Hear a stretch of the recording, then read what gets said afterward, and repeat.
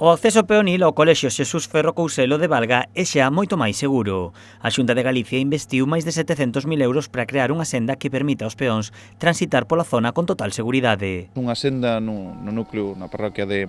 Cordeiro, que o que fai a promover a mobilidade e sobre todo a seguridade viaria de cara a puntos estratégicos do Concello de Valga, que como son o colexio, a igrexa, o pabillón, en definitiva, unhas instalacións municipales que albergan a moita xente que antes de que se construíra a senda, pois o que facían era o treito polo que é pola beira rúa da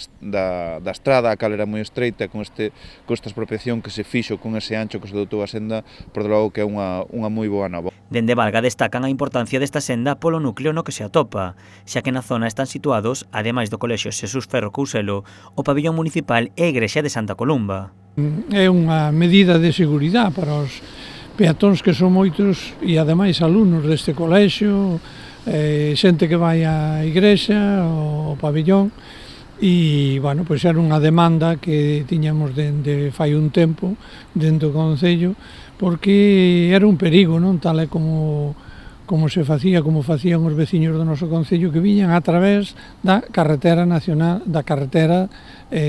Pontecesures Villagarcía, que é a PO 548. O proxecto actuou sobre unha superficie de máis dun quilómetro, creando ou ampliando as beirarrúas e mellorando todos os sistemas de canalizacións. A longitude da senda aproximadamente 1 km 300 metros.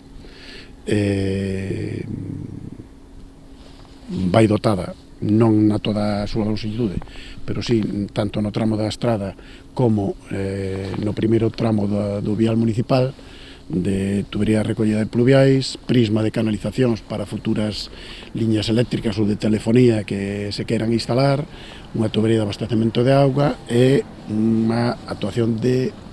alumeado. A obra queda pendente da colocación de 2 pasarelas que non puideron instalarse debido a que a situación do terreo obrigou a facer unha modificación do proxecto. Ademais destas pasarelas, a intervención completarase coa execución dunha glorieta que permitirá reordenar o tráfico.